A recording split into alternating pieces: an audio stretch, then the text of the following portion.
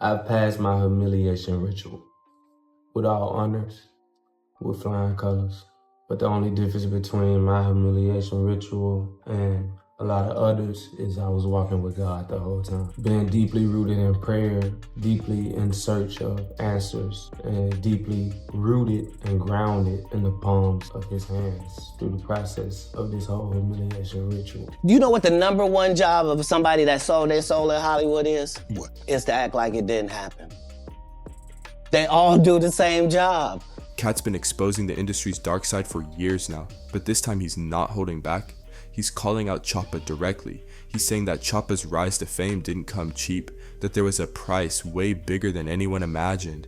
If what Katt's hinting at is real, then that whole spiritual awakening image Choppa's been pushing might not be the clean, pure thing it looks like on the surface. Fans online are connecting dots, and the humiliation ritual talk is catching fire again because people swear they've seen this pattern before. A star blows up, then suddenly they do something wild or out of character, and the internet screams, "They made him do it." Even major outlets started catching on, noticing how the phrase humiliation ritual became a code word for anything shocking, weird, or just plain disturbing in pop culture. The vibe's crazy, and it's part paranoia, part truth, and it's got everyone side-eyeing the whole fame machine. Whoever made that complex list, I just want to let you know something, man. Your ass need to go do rock and roll or some other shit. I swear to God, 21, 18 platinum, 6 or 7 gold. Go look at the certifications. Let me know who beating me, bruh. Because let's be real, fame today doesn't reward pure skill anymore. It rewards chaos. You can't just sing or rap your way to the top. You gotta do something outrageous, humiliating, or even symbolic to stay relevant. I wanted to not necessarily apologize, but I wanted to explain like where my head at and where it's been for like the last week. So first of all, when I did the artwork, I knew like there would be some upset people or whatnot. Simply because, you know, religion is a very sensitive topic for a lot of people.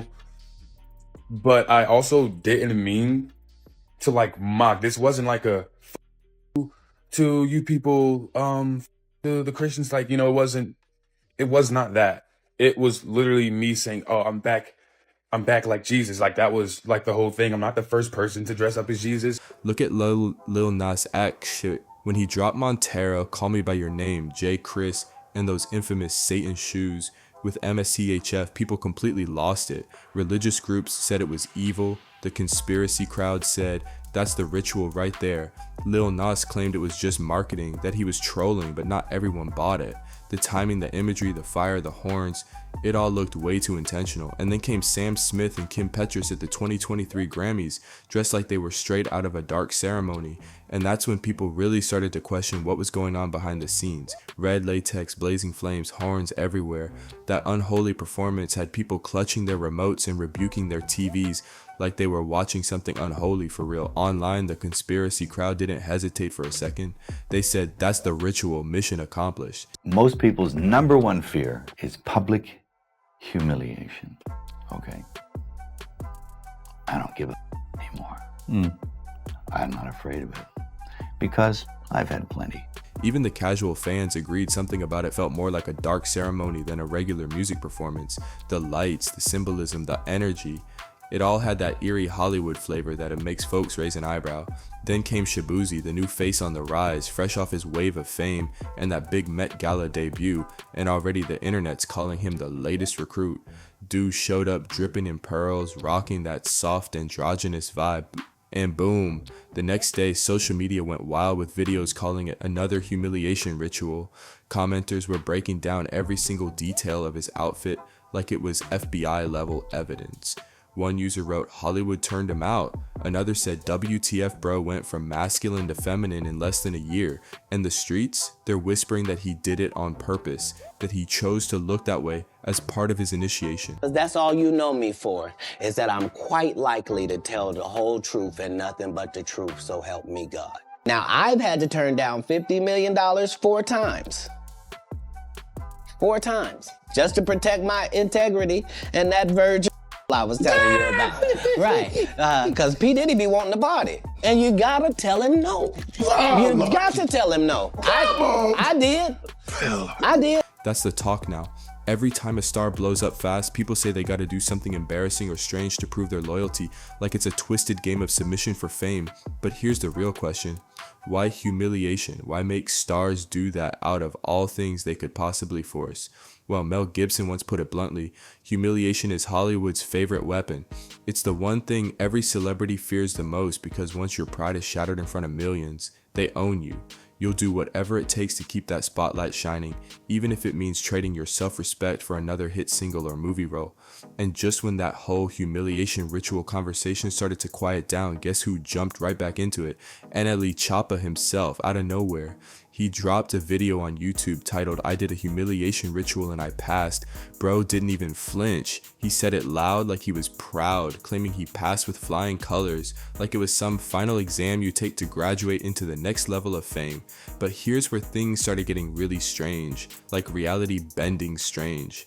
Choppa came out saying he did his ritual while walking with God, said he was praying, meditating, and keeping his faith strong the whole time. But people were like, hold up, what?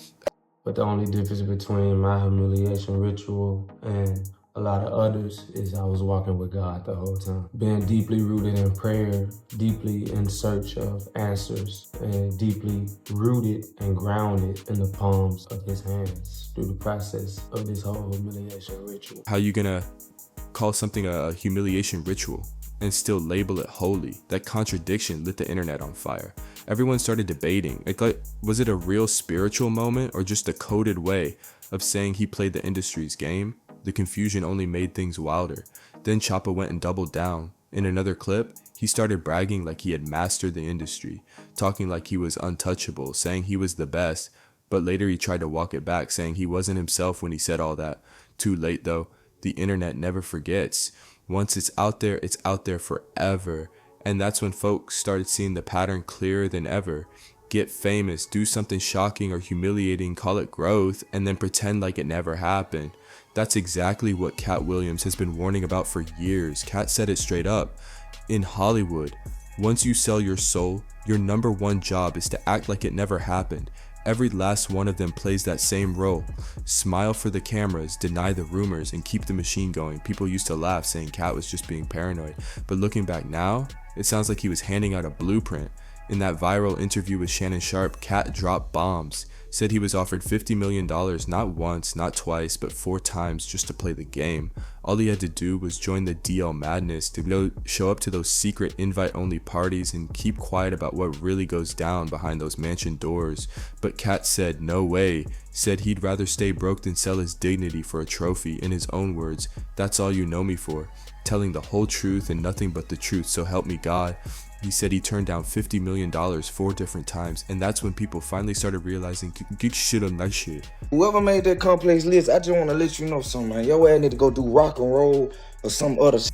I swear to God, 21, 18 platinum, 6 or 7 gold. Go look at the certifications. Let me know who beat me, bruh. Maybe he wasn't joking after all. That's exactly what sets Katt apart. He's not new to this game, he's true to it. He's been calling out Hollywood's dark side long before most of these young rappers even had their first chain. Back then, folks laughed at it, thinking he was just cracking jokes on stage. But nah, those weren't jokes, because they were warnings. Every single thing he said years ago is unfolding right in front of our eyes now, like prophecy. And the sickest part, most people ignored him because they couldn't handle the truth. They didn't want to believe the industry could be that grimy, that cold, that corrupt. Now you look at it, and it feels like a straight up formula. Sell your soul, trade your morals, or sacrifice something dear.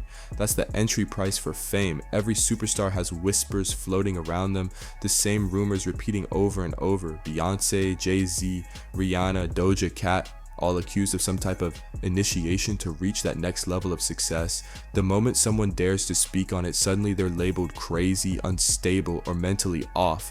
That's the industry's favorite defense tactic, make the truth tellers look insane so nobody listens.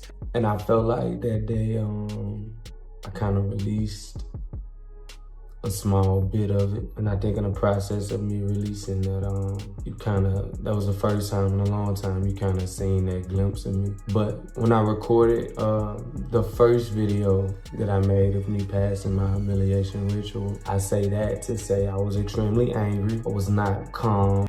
Just look at Kanye. The man's been shouting about control, manipulation, and sacrifices for years. He said it with his chest, claimed that his own mother's death was part of the cost for his fame. Whether you believe him or not, you can't deny the aftermath. The industry moved fast, cut him off from brand deals, stripped partnerships, blackballed him from rooms he used to run. They painted him as delusional, unstable, and out of control, all because he said what others were too scared to admit. Some even believe it went further than just silencing him publicly. Rumors spread that they tried to medicate him into submission, allegedly dosing him heavy with lithium to keep him quiet and compliant, and that right there is why most stars keep their mouths shut.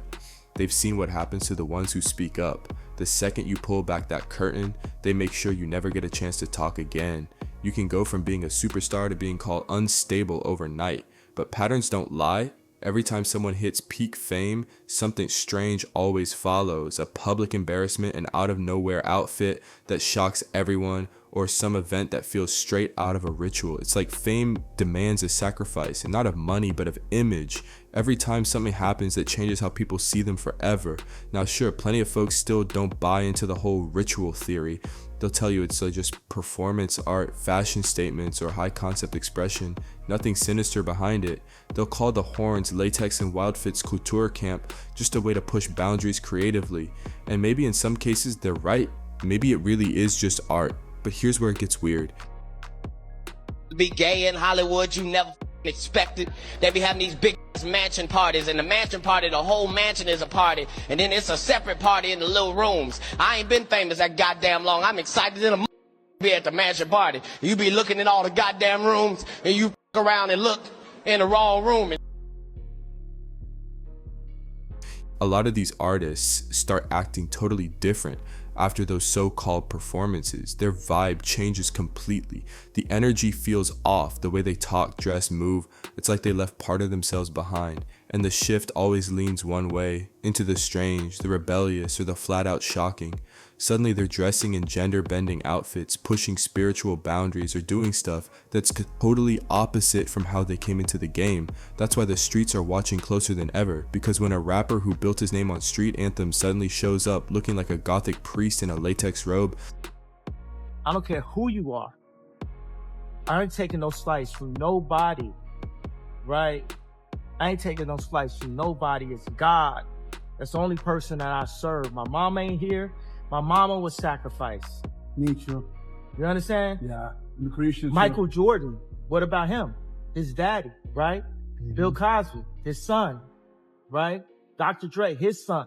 You're out in Hollywood, a lot of people come up missing. Feels like it might be a lot of that in order to control, traumatize. They want to monetize and traumatize. They can't control you. They can't. They try to suppress you, but that's how they try to categorize. They can't control me. You get what I'm saying? They can control Shaq. They could control Charles Barkley. They could control LeBron James. They can control Jay-Z and Beyonce. But not you, man. But they can't control me. You gotta pause and ask, what really goes on behind those closed doors? And that's the same thing Katt Williams has been screaming for years. He keeps saying, the fame game got rules and none of them are free. You either play the clown, do what you're told, or risk getting wiped from the industry altogether. It's all about control. Break their rules and they break you. So when NLE Choppa said he passed his humiliation ritual, people didn't take that lightly. That wasn't just talk. It sounded like confirmation. A lot of folks online think he was sending a message that he knew exactly what he was doing. One user even wrote, the humiliation ritual was him dressing queer and making everyone think he switched up. Then suddenly he started supporting the LGBT community. Whether you believe that or not, it's got everyone debating what passing that ritual really means and just how deep this Hollywood game actually runs. You gotta read between the lines on this one, because what Choppa's saying, whether he means it or not, sounds a whole lot like he's admitting something deeper. They tried to medicate me. I was exhausted. They wrongly diagnosed me. And they when I asked them, how much lithium did you want to put me on exactly? It took them 4 days to answer because they were embarrassed about the amount, right? And I refused to take this, right? You understand that if I had taken the medication, I would not be here, and it would have been, he was deeply troubled. We miss him. We love his music though. Well, they would have Britney Spears you. The man's career flipped overnight, his image changed, and the timing lines up too perfectly. Fans are saying it loud. He sold his soul. That's why he back up now. Others are quoting that same old line, "You can't run with the devil and God at the same time." And that hits hard because it speaks to exactly what we've been seeing. That tug of war between fame and faith, between light and dark, playing out in real time right in front of us. So what do you think? Did NLE Choppa really pass his way into the higher levels of fame? Or is he just another pawn caught up in this twisted industry game that chews people up and spits them out? And was Katt Williams right all along? That Hollywood breaks folks down just to own them? Let's talk about it in the comments. I want to hear what you think because this story goes way deeper than just one rapper or one moment. And if you love raw stories, real talk, and messy, untamed drama, don't just scroll away. Go ahead, drop a like, hit that subscribe button, and check out the next video waiting for you, because trust me, you don't want to miss what's coming next.